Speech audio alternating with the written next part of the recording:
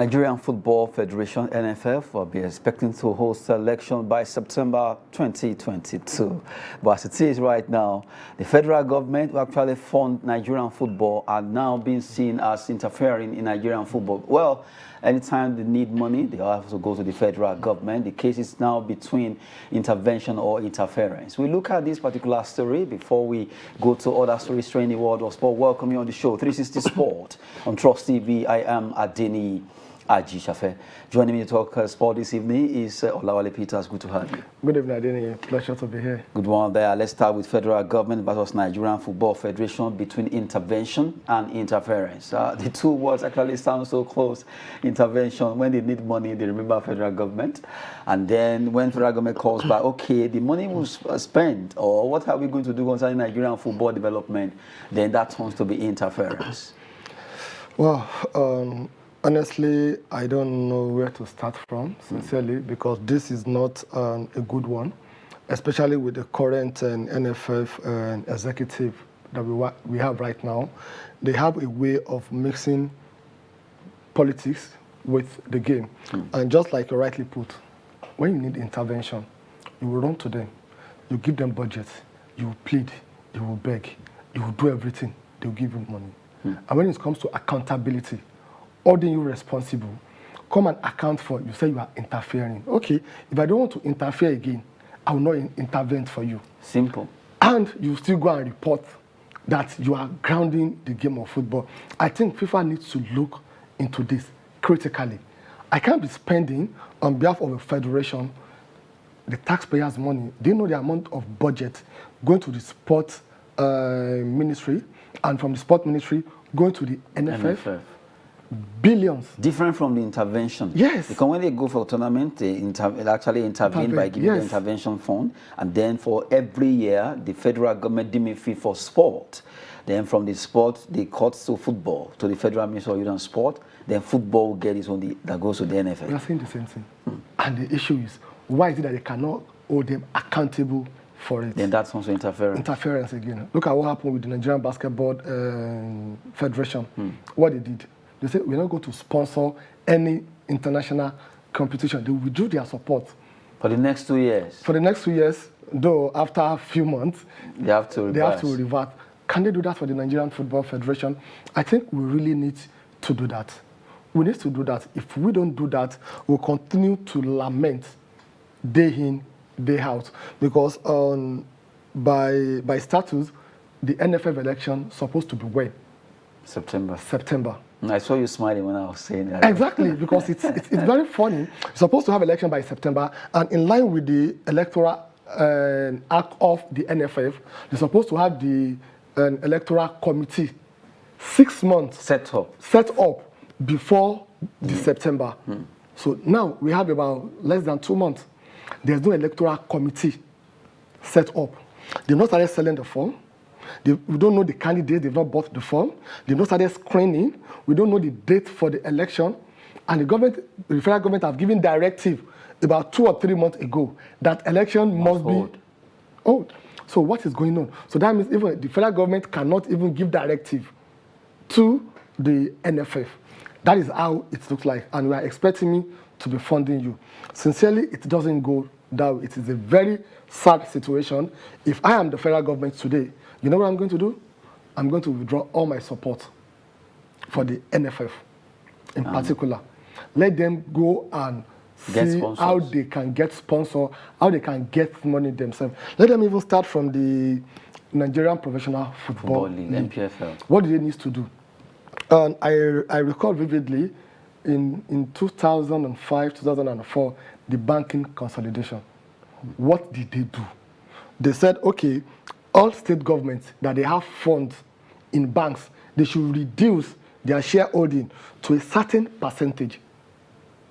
So by doing that, they are removing the federal government from, having fund to help the banks. Let's see the liquidity ratio of all the banks. And that helped and has stabilized the banking industry. We should do the same thing with the Nigerian Professional Football League. Let all the state governments, let them reduce their shareholding in each of the clubs to barely 10%. Let their shares be sold to private investor individual. Let them run it the way they are running it in the North Africa. That is why they are dominating the game of football in Africa. Let me and you be among those people that will subscribe and buy to make decision, take decision, implement decision, and follow that decision through. That is when the confidence will come into the Nigerian Professional Football League. From there, the NFF also, they will be able to generate more fund and more money themselves. So they are just sitting down, doing nothing. The money will come from the federal government, from the sponsor also, of the from the FIFA also, CAF. from CAF also, from private individual also. And what are they doing with the money? Nothing. If you ask them, don't interfere. I think it is high time we look into this, especially this current NFF. Sincerely, September is just 3 months to go now. We want to know what is going on. Why is nobody coming up to speak? Just today, Jonathan Akpobere will say, okay, it will be more, if he is able to contest, it will be very transparent, just like Samuel Eto'o Phil is doing in Cameroon. He wants to run Nigerian football efficiently, with the world, efficiently. Benedict Akwebu, a former footballer, also has been trying to see if he can also contest. Peter Saidinda, former goalkeeper, is also trying to see if he can make it. So those are three ex-players that are ready. But I remember Segun Odegbami always coming out to contest, and he has never been able to get close to that glass house. It has always been administered. People that really, you wonder how did they get it. If you start mentioning names, how many ex-players have actually been able to do it? Because they know where the shoe pinches. They've been there. They play football to the highest level. Yeah. And now, if they are able to govern or administer Nigerian football, they'll be able to know, okay, these are things we need to do. At least they can take a cue from Samuel Eto'o. If they cannot even do it, they can run to him. How are you doing your own? But right now, from the way it is, it's high time. I think, like you said, September is so close and nothing is done yet. Although I love the fact that the players are coming out. They have never done this, but now they are coming out that they want to contest. So let's see, maybe it can actually happen. If we add that fire brigade or Boy Scout brigade or style, let's just do it. Okay, coming out is not enough. Okay, we have to look at the electorate. We have to look at the people that by the current law are eligible to vote for the NFF, the FA chairman. That is a problem. That is why the federal government gave that directive that they should be inclusive. We should look at the Nigerian Referee Association, the Supporters Club. All of them should have a players' representative should also be allowed. Should be part of those that will vote during the election, so that it won't be that is the only the FA chairman that will do that. That was what brought Amadou Pinnick. That's what brought him as the chairman. And if that process still continue, if the same electorate, the same Congress that they are using, it means vote, those guys cannot even go through it. For example, now if you are having 45 people to vote for who is going to be the next NFF, let 15 of them be from the FA, 15 from Referee Association, Players Union also. Let's have them like that.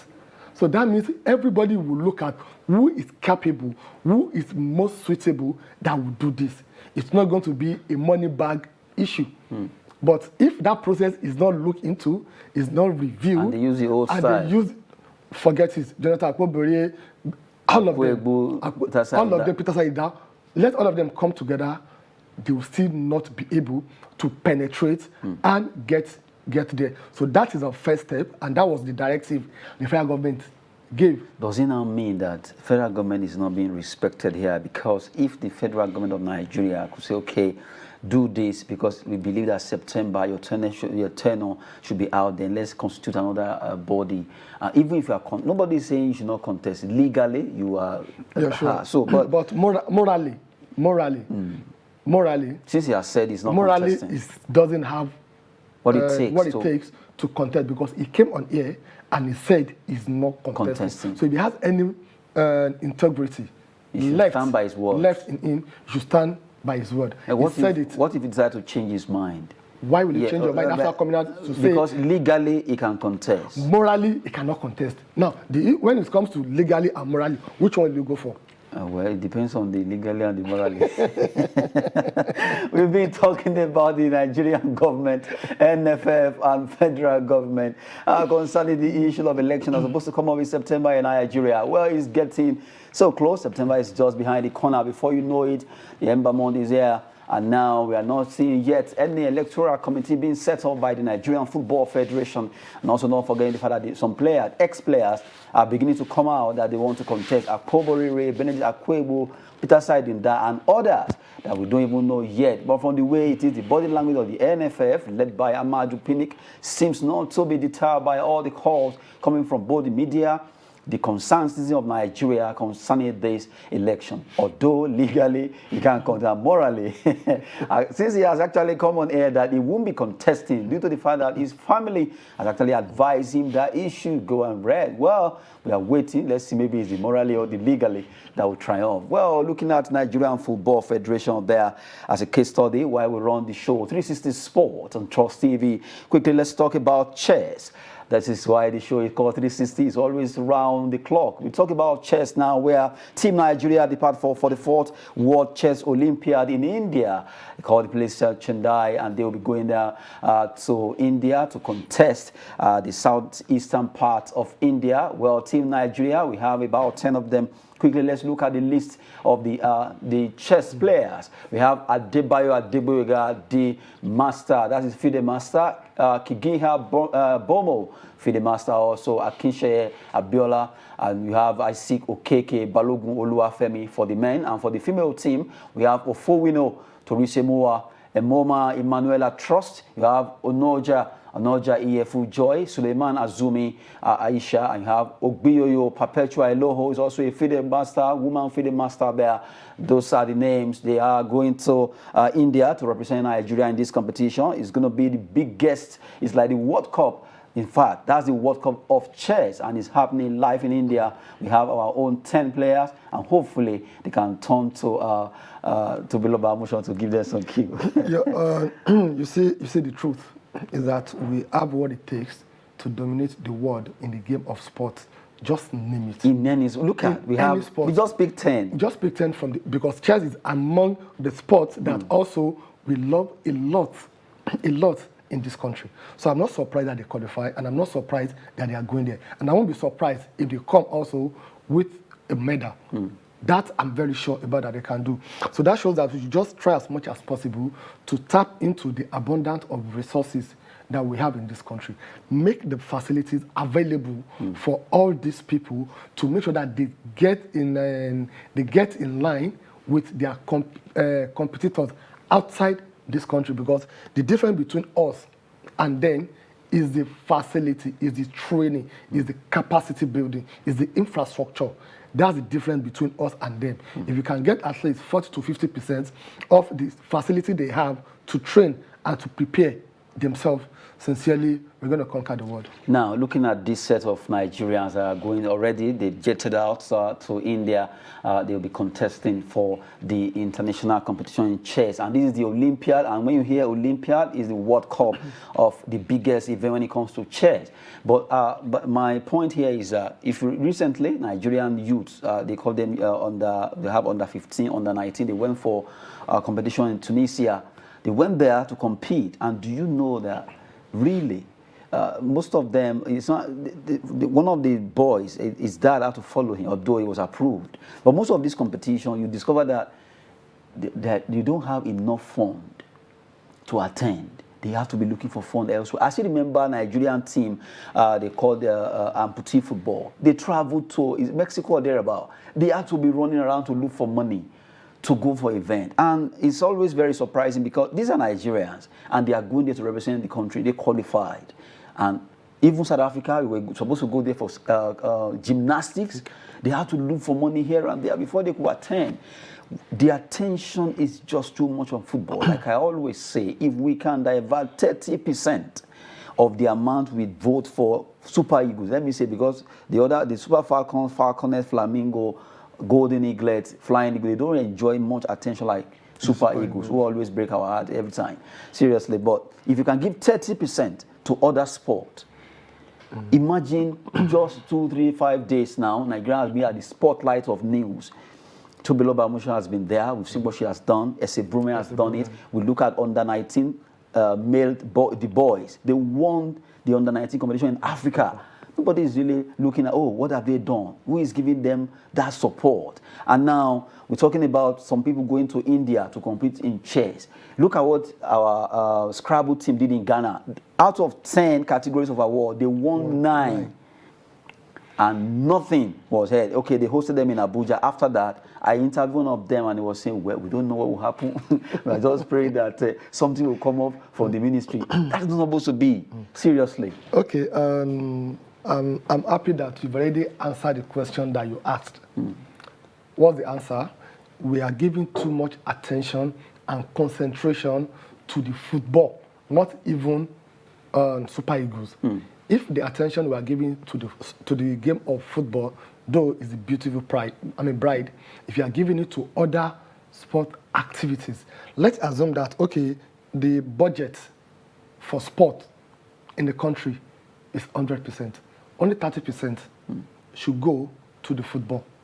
Let the 70 let go the to other NFF, let sport. the NFF go and source and generate money to support whatever they want to do. The remaining 70, it can go around. We have money in this country. That's the truth. But we are not setting our priority right.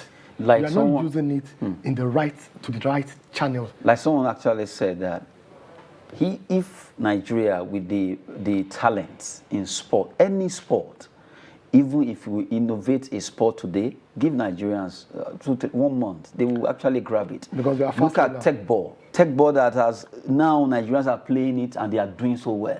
Now, if we look at other countries, that they even wish they have the kind of human resources that we possess, that they will turn things around.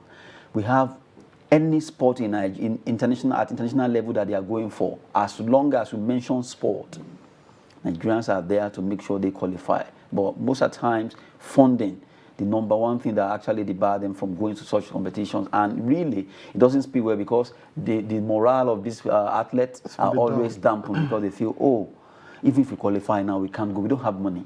I met a hockey coach, a lady, who has been, she has played for Nigeria before. She now turned a coach. Now she qualified for one competition. They couldn't go because there was no money. And the young boys are qualified. They were ready to perform. They couldn't. Look at cricket. Look at so many sports. Okay, I hope the sport ministry is listening to us, and they need to do the right thing. We're not saying that they should leave one, and it's like you have 3, 4, 5 wives. The fact that you have the second wife doesn't mean you should forget about the first wife. Okay, we're not saying you should forget about the football, but give attention and concentration to other sports also. Let it be part of the policy of the sport ministry that whatever you are going to do, you are going to apportion it around all these registered sports we have in this country. These people that qualify, they've started the qualifying series maybe about 6, 7, 8 months ago. It's not something that they just did overnight. So they're supposed to have been a planning on how to do that. How much do they need to go and represent the country? And the sad part is they are going now, no attention. Nobody is giving them. I'm sure that we are shouting, we are screaming today. They left this country 3 days to the tournament. Most of them, they went with their money.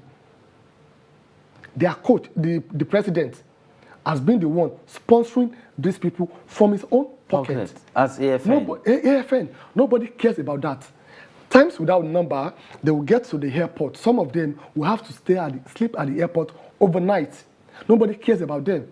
But now that they made the country proud, we are shouting about. We are seeing congratulatory message, left, right, center. Just like someone posted that now you won't be surprised that they begin to ask money from Tobelo Bamusha now because she has won that $100,000 coming from, although not pointing an accusing finger to the ministry or thereabout, but really it's not too good because now that she has done well, the quotes actually said they are expecting some calls from some quarters. They'll be asking for their share from the money. Meanwhile, when the young lady was there, a lot of officials that wouldn't allow her, because she said it, that some of them never gave her the chance. Yes. Until she moved to hurdles. Nobody is in hurdles, so they see that just go there. Meanwhile, 100 meters or relay race, they are always shelving her to one side, thinking that you can't do it. And look at it today. Never underrate any man. And to let you know, as we speak, South Africa that won the WAFCON, their Football Federation president is saying they will pay them the same amount they are paying the men. I just saw that online before we got to the studio. And they will be paying Bayana the same amount. They are paying the Bafana. So what stops us from borrowing that? What stops us from doing that? Honestly, the same thing America is doing now. Whatever they are going to pay the men, that's what they will be paying the U.S. women's Why the discrimination to start with? Are they not doing the same thing? They are doing the same thing. So why the discrimination? You see, there are some positions that I don't think should be by appointment. That's the truth. Like the sport minister, it shouldn't be by appointment. We should have a criteria. That should be technocracy We should have a criteria for it, that if you have never done any sport, you can't man this position. If you have never represented Nigeria before, don't just think of it. So we have that in place. Either you are ex-footballer, whatever sport, even if it is javelin, whatever, because you know what it takes. You know what it takes. You know what you went through. You know what you suffered as an athlete or whatever. By the time you come into that position, you'll be able to take care of them. And you'll be able to use that opportunity to correct the wrong. But if you just we had one before Sunday, Dalong. From Plateau. Oh my goodness. I don't want to talk about him also. And then, okay, let's not talk about it. Sincerely. But really, Nigerian sport, something must just be done, because we just have to see that business. We need to change the drivers. That is the only thing that needs to be done. If you don't change the drivers, we continue to lament and comment like this. Now, even how do we change the drivers? Is it not the same political whatever that we bring the So we have to separate the two. We have to separate the two. Maybe when you become... We've been talking about Nigerian football, well, Nigerian sport in general. We just have to get it right. A lot of human resources, a lot of talent across Nigeria that we can tap and turn this country to a big one. When it comes to sport, it will really help Nigerians who are jobless. A lot of people that are into sport will actually get something doing. But before we go, let's quickly run through some transfer stories. Starting from Xavi wants Memphis Depay to leave Barcelona after signing Lewandowski, and Rafinha wants the Dutchman out. And another one says Inter Milan forward Alexis Sanchez is considering a move to Olympic Marseille. They are looking at the second story that we are taking right now. And also we have Chelsea offers Timo Werner to RB Leipzig in order to beat PSG to Nodi Mukele signing. Well, these are the stories trending in the world of sport now. Xavi wants Memphis Depay to leave. Chelsea, they are offering Timo Werner. They are offering Timo Werner to RB Leipzig, where he came from. They want to take him, for them to get a particular player called Nodi Mukele. PSG are also pursuing Nodi Mukele right now. I just hope all the team, all the clubs will not be chancing Chelsea this time around. Because why are people running away from Chelsea? People are not running away from Chelsea. They are not Manchester United. It's only Manchester United that people are saying, I don't want to play. But Chelsea, the problem is their transfer policy. It's not been very good this time around. And that is why the coach, 2 days ago, he said he has been frustrated because all the players that he has told them that get these players for me, it's not forthcoming. It's not forthcoming. And they are not really happy with that statement. In fact, there is a report this morning that probably they may sack him now or before December because of that outburst. So it's not the issue of players rejecting Chelsea. Nobody will reject a world champion. Nobody will reject a European champion. Nobody will reject the best club in London. Of course. Nobody will do that. I expect you to actually say that. But no, I'm saying the fact. I'm saying the fact here. Nobody have rejected them. Manchester United, they were world champion, they were European champion, they were English champions. You're talking about the current one, not someone that won it about 15 years ago. Did Chelsea won the last EPL? No, I'm talking about world champion. They are still the current champion of the world club. Oh my goodness. Just to find a way to actually add some spice to the stories we'll be looking at. We talked about some transfer. Alexis Sanchez, well, right now Inter Milan are considering a move for him to join Olympic Marseille there. He just have to move. They are tired of him. They want him to go out, subject or rather surplus to requirements. That's for Alexis Sanchez. What a way to go. The same player that a lot of people were actually running after before. Everybody have their own time. They have their own space. Sincerely, he has given it, but this is the high time for him to take the back seat. He should even be very happy that clubs are still coming for him. So that means he has something to still offer. So I think Olympique Marseille is not that a bad club to play for. At least one of the topmost clubs in France. And now let's look at Xavi that wants Depay out from the way it is. But I don't know, because now he has Rafinha, he has Lewandowski. Even for his own career growth, also the best thing for him is to leave Barcelona. Because right now they don't want him. He can't even fit into the new players that are coming in. That's the truth. So the best thing for him is to look for a club where he can get a more playing time. Maybe from there he will discover himself. Because this is not the Depay that we use. And no, because kind of Depay has a passion for rap music and also modeling. So maybe you should go to modeling and rap music. Probably you should go to France. Okay. You go to France. Where he came from. Where he came from. Yeah. Yes. Probably if you go back to France, you can be combining the two together on part-time. You can be doing that. So that would be like what to do after retiring from football. So I think you should consider that. We've been talking about some transfer stories now where some Nigerians too are moving. A lot of transfer story here and there. We continue to look at Chelsea. Would they be getting those players they actually are eager to get in this transfer window? A lot of issues between Chelsea and Barcelona concerning Jules Koundé, Aspilicueta, and also Marco Alonso. That will be it on 360 Sport on Trust TV with Olawale Peters. Thank you very much on the show. It's my pleasure being here, Adeni. Good morning there. I am Adeni Ajishafe. Thanks for watching.